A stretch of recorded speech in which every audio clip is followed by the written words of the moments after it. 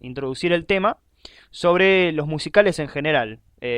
No sé qué te parece, Pedro, hablar digamos, sobre sus reglas, sus leyes, los componentes habituales, porque lógicamente, digamos, al hablar por primera vez de una película musical en este podcast, me parece que está bueno empezar por la deconstrucción de sus reglas, ¿no? ¿Qué te parece? Sí, un poco ver cómo es el reglamento, entre comillas, ¿no?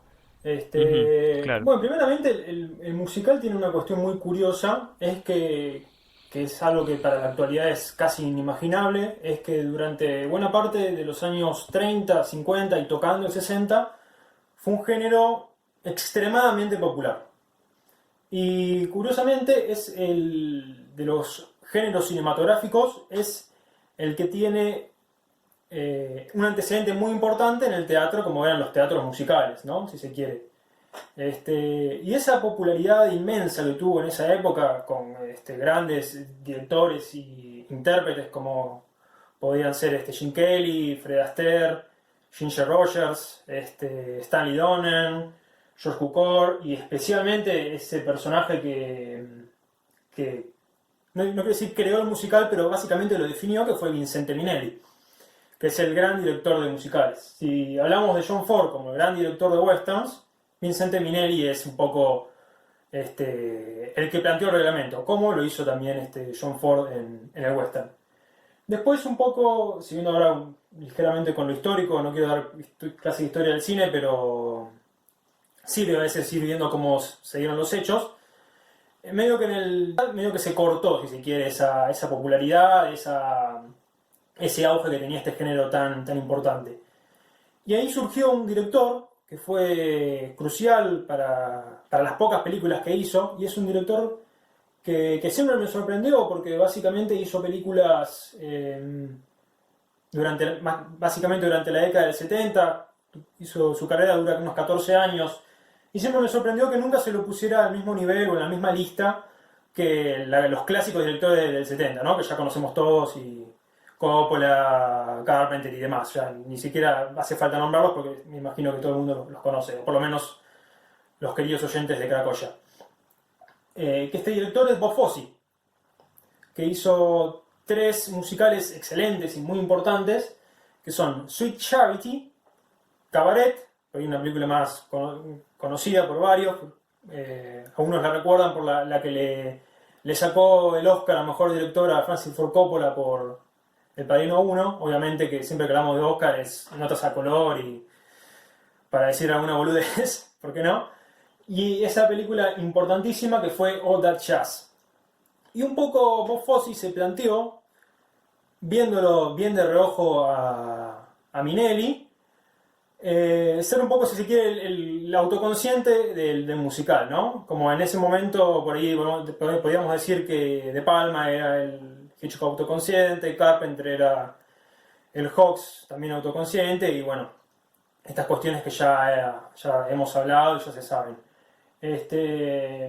Y lo de Bob Fosse fue muy importante, porque él también quiso trasladar el tipo de personaje minileniano por este director Vincente Minnelli.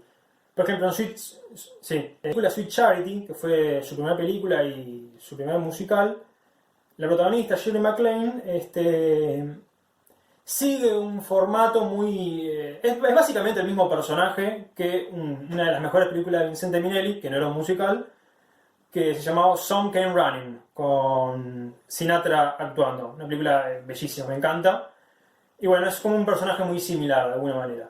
Y también como que buscó Bob Fosse darle, como si se quiere, una vuelta al musical desde dos vertientes. Una fue una concentración muy excesiva.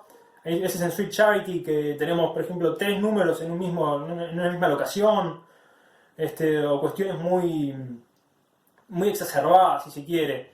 O como también pasa en Oda Jazz, en Cabaret, donde se autolimita en cierta manera el hacer musical. En jazz todos los números musicales son un ensayo diegético, o sea, los personajes están preparando una obra y los números musicales se dan de forma casi, siempre, no quiero decir azarosa, pero sí dentro del ensayo, dentro de la casa de alguien que está practicando, como un poco ir a la trastienda, si se quiere, de eso que nos cuenta el musical. Y bueno, y en Cabaret, esto que fue muy importante, que se mencionaba en su momento y lo sigue siendo hoy en día, que todos los números musicales transcurren dentro del cabaret y se hace una cuestión muy interesante en el adentro y el afuera. Y lo que para mí entendió más Bob Fosse de Minelli, que es un poco lo que termina de definir el musical, es que el género musical no es esa cosa como supuestamente surrealista de que alguien va por la calle y se pone a cantar y de repente la gente canta con él o con ella o se pone a bailar o sí o no. Sino que porque si vemos la obra de Minelli además de ser el gran director de musicales fue un gran director de melodramas, sino pensar el musical como un género con una carga altamente melodramática. Dramático, en general tiene un poco la definición de lo melodramático, es una de esas frases que recuerdo, por ejemplo, como cuando hicieron el vivo recientemente, hablaron del término lo conservador, que tenía como una especie de bagaje negativo, pero en realidad justamente lo conservador tiene unas ramificaciones muy interesantes, como palabra y lo que significa. Bueno, un poco el melodrama, con lo melodramático siempre fue como considerado, no sé, por la tía, es la telenovela, la lágrima fácil. Tiene como esa carga que en realidad no es tan así, sino que lo melodramático, literalmente, es música más drama. Y de alguna forma eso va a ser lo que más representa el musical. Música más drama. Drama es movimiento. Música más movimiento, de alguna manera va a ser el musical. Y una cosa que fue siempre muy... Sí. No, comento. Una cosa que era muy importante para Minelli, y es algo que se basaba en todos sus personajes, es un personaje con una fuertísima voluntad. Y esa voluntad se termina plasmando en los mundos del cine de Minelli a partir del baile, justamente, que el baile es lo que viene un poco a intentar volver el mundo a la imagen del personaje. Por eso es muy común, por ejemplo, en un musical, que por ejemplo un personaje, digo un ejemplo muy simple para que se entienda, un personaje estaba en un momento triste y por ejemplo se empiezan a utilizar primeros planos para mostrar esa afección, el color de las luces baja a tonos más azulados para decir que ese personaje está más triste, si se quiere. Un poco el mundo y la puesta en escena se convierte, si se quiere, en una extensión de la voluntad. Y eso es como lo más... si me piden que resuma el musical en una definición, es esa, es la voluntad puesta en escena, de alguna manera. Claro. Bueno, siempre que está muy bueno cuando hablamos de géneros entre nosotros, ¿no? Como definir cada género y también definir quiénes son sus principales como expositores, por así decirlo, ¿no? Y ya hemos definido muchas veces, no sé, el policial, el thriller y bueno, sobre todo géneros muy, digamos, muy eh, cuyos elementos son muy fácilmente identificables como el terror. Bueno, el terror, bueno, hay una otra edad, bueno, todas las cosas que ya sabemos. Y que tienen ciertos códigos, ¿no? Y los musicales no son la excepción en ese sentido. Porque, bueno, como vos decías, digamos, en lugar de un personaje que está triste en un melodrama, quizás, por decir algo también muy burdo, ¿no? Se ponga a llorar como mucho durante un rato largo, bueno, acá va a haber una canción donde se explique o se cante sobre esa tristeza, sobre ese blue, ¿no? Que tiene el personaje, por ejemplo. Sí, también otro componente muy importante, ¿no? Del musical, además de esta suerte de mostración, entre comillas, exacerbada, de que lo de adentro salga para afuera, creo que el musical, junto con el cine fantástico de terror, es el género que más explotó la noción del doble. De hecho, es un poco el musical tiene esta noción medio de acordeón, de que al mismo tiempo un número musical puede transmitir una gran felicidad, una gran algarabía, al mismo tiempo dar de un gran sopor. Y eso es algo que vamos a ir viendo básicamente en cada número de Greatest Showman. Ujú. Este, Sí, yo esta vez que la vi, la verdad me impresionó sobremanera la cantidad de cosas que pasan por número musical, ¿no? Lógicamente, los musicales también tienen esa cosa de que en sus números pasan demasiadas cosas, ¿no? Como que es muy rápido el montaje. Salvo en películas como, bueno, vamos a hablar un poco, ¿no? Por ejemplo, de Un Americano en París, que se vale también mucho de la, digamos, de la técnica y los skills performáticos de sus actores, ¿no? Pero muchas veces los musicales que tienen mucho corte por montaje, o mucho plano, mucho personaje, tienen como muchas cosas que están sucediendo al mismo tiempo. Y eso creo que The Greatest Showman es como el que, digamos, el que lo explota al nivel más alto, ¿no? Por ejemplo, bueno, no me quiero adelantar mucho, pero en el número donde This Is Me, por ejemplo, vemos, no sé, la historia de la mujer gorda que tiene el problema este que no es aceptada por la sociedad y al mismo tiempo tenemos digamos, la relación o el desamor entre el personaje de Zendaya y el de Zac Efron, ¿no? sí, una cosa que tiene muy interesante el Gran Showman y especialmente este ejemplo es que un poco, porque también va con el tema de la película, que es un poco este personaje, que es un showman, podemos llamarlo un director en cierta manera, que quiere que su mundo particular de alguna manera. Entonces, algo que ocurre, si se quiere, en un número musical particular, como es este que es muy interior, si se quiere, el de Lex, ese personaje barbudo, también se traslada a la situación que están, a la línea dramática, si queremos, para hacer por ahí un término que es más familiar, la línea dramática que están llevando a cabo Zendaya y Efron. Como también pasa en Tightrope, que es un número musical muy pertinente a lo que le ocurre a un personaje de Michelle Williams, a Charity, que justamente, ¿no? Les comentaba de la película Sweet Charity, que la protagonista también se llama Charity. Después, si quieren ver relaciones, pueden encontrarlas. En el número este que es sobre Charity, también hay relación a la cuestión que ocurre con Zendaya y Efron, como también en Never Enough, ¿no? Un número muy interesante. Y ya que mencionabas un americano en París, me hiciste acordar, gracias Juanma, y también a veces está bueno explicar las cosas en relación con ejemplos, así no queda un poco demasiado teórico lo que decimos y se puede también fundamentar un poco más con lo que pasa en las películas. No sé si recuerdan, una escena casi al principio, al comienzo, en donde viene no me acuerdo el nombre, este actor que es francés, que está haciendo una obra musical y le viene a decir a este pianista que es un becado, le viene a contar un poco, es un amigo de él, le va a contar un poco sobre la nueva novia que él tiene. Entonces, para definir a la novia, lo que hace Minelli es, te pone una serie de 3 números diferentes, todos, y lo que él le dice a ella es no, moderna, es clásica, es reservada. Entonces, para cada... Exactamente. Cambia de color y cambia el movimiento. Cambia, si quiere, esto que decíamos, el melodrama. Cambia la música, cambia el drama. Para cada expresión de este hipotético personaje hay un número diferente, ¿no? Y es un poco buscar... Piensen, o sea, justamente es muy importante que está el comienzo para jugar con esta variabilidad.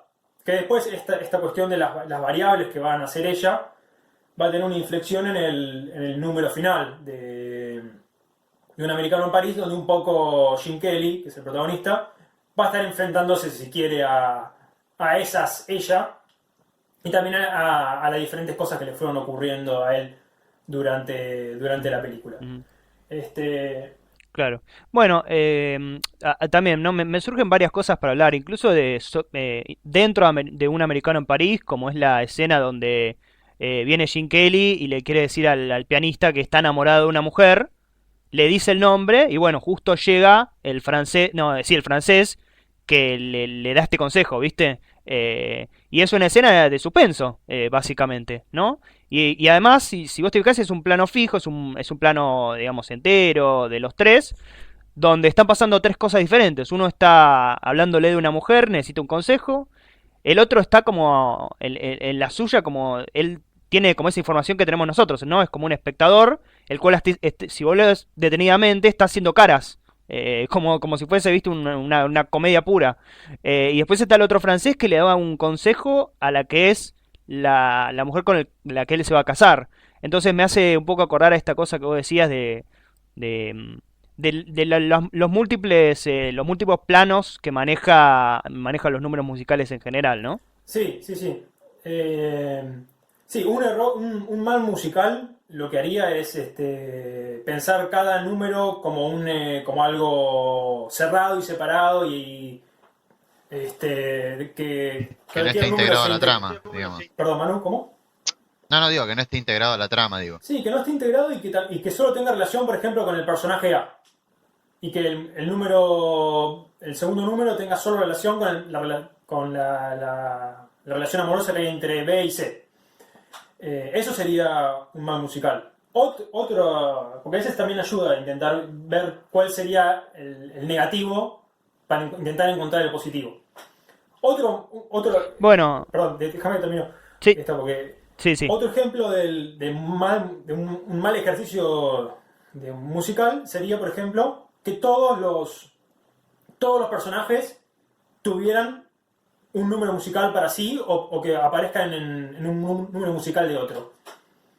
Hay personajes en general en los musicales que no tienen la capacidad de plasmar la voluntad en un número musical. Y esa parte también es muy interesante en un sentido dramático dentro de lo que es la película.